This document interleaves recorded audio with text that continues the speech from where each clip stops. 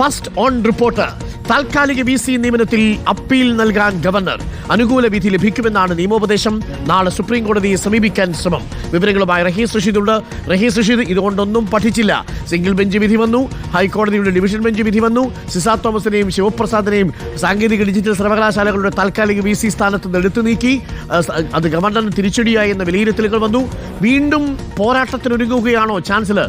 Supreme കോടതി സമീപിക്കാൻ പോയാൽ വീണ്ടും സർവകലാശാലയിൽ VC-മാരെ നിയമിക്കാൻ കഴിയാത്ത സാഹചര്യമാവില്ലേ? Rahees Rasheed, good morning.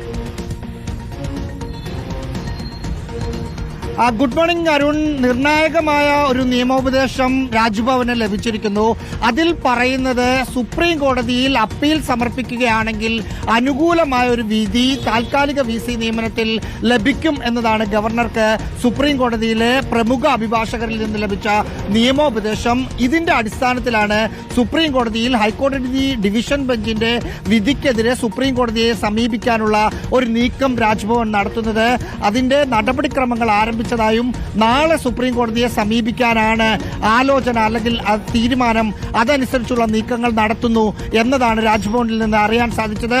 ഇതിൽ നിയമോപദേശത്തിൽ പറയുന്ന പ്രധാനപ്പെട്ട കാര്യം, UGC ചട്ടം അനുസരിച്ച് താൽക്കാലിക VC-മാരുടെയും നിയമനാധികാരി ചാൻസലറായ ഗവർണർ തന്നെയാണ്. അക്കാര്യത്തിൽ ഒരു സംശയവും വേണ്ട.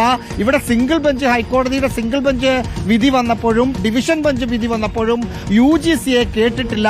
സ്വാഭാവികമായും ഇങ്ങനെ ഒരു വിധി വരുമ്പോൾ UGC-യെ കേൾക്കേണ്ടതാണ്. അതുണ്ടാകാത്തത് കൊണ്ട് സുപ്രീം കോടതിയിലേക്ക് ഈ കേസ് വരുമ്പോൾ UGC-യെ കൂടി കേട്ടതിന് ശേഷം മാത്രമായിരിക്കും സുപ്രീം കോടതി ഇതിൽ വിധി പറയുക എന്നൊരു സാധ്യതയാണ് നിയമോപദേശത്തിൽ ഉള്ളത്. ഇതനുസരിച്ച് സുപ്രീം കോടതിയെ സമീപിക്കാനുള്ള തീരുമാനം രാജ്ഭവൻ എടുക്കുന്നു. നേരത്തെ അരുൺ പറഞ്ഞതുപോലെ സിംഗിൾ ബെഞ്ച് വിധി വന്നു എന്ന് മാത്രമല്ല, നിശിതമായ വിമർശനവും ഉണ്ടായി. അന്ന് ആരിഫ് മുഹമ്മദ് ഖാൻ എന്ന ഗവർണറായിരുന്നു ഇവരുടെ നിയമനവുമായി ബന്ധപ്പെട്ട് ഹൈക്കോടതിയെ സമീപിക്കുന്നത്.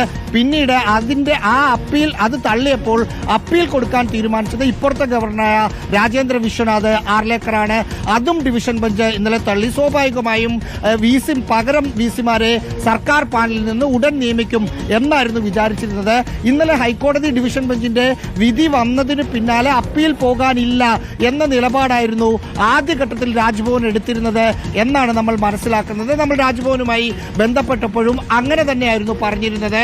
പക്ഷേ ഇന്നലെ വൈകിട്ടോടുകൂടി നിയമോപദേശം ലഭിച്ചപ്പോൾ തീരുമാനം മാറ്റുകയാണ്. എന്ന് മാത്രമല്ല, സ്വാഭാവികമായും സുപ്രീം കോടതിയെ സമീപിക്കാൻ തീരുമാനിച്ച പശ്ചാത്തലത്തിൽ സാങ്കേതിക സർവകലാശാലയിലും ഡിജിറ്റൽ സർവകലാശാലയിലും ഇനി സുപ്രീം കോടതി നടപടികൾ തീരുന്നതുവരെ VC-മാരെ നിയമിക്കാൻ ഗവർണർ തയ്യാറാകില്ല എന്നുകൂടിയാണ് മനസ്സിലാക്കുന്നത് അരുൺ. ഓക്കെ, അപ്പോൾ ചാൻസലർ രണ്ടും കൽപ്പിച്ചാണ്. ചുരുക്കത്തിൽ സാങ്കേതിക ഡിജിറ്റൽ സർവകലാശാലയിൽ തൽക്കാലത്തേക്ക് VC നിയമനം നടത്തുക എന്നുള്ളത് ഗവർണറുടെ അജണ്ടയിലില്ല. നിയമ പോരാട്ടത്തിന് വീണ്ടും പോവുകയാണ് സുപ്രീം കോടതി. നല്ല കാര്യമുണ്ട്.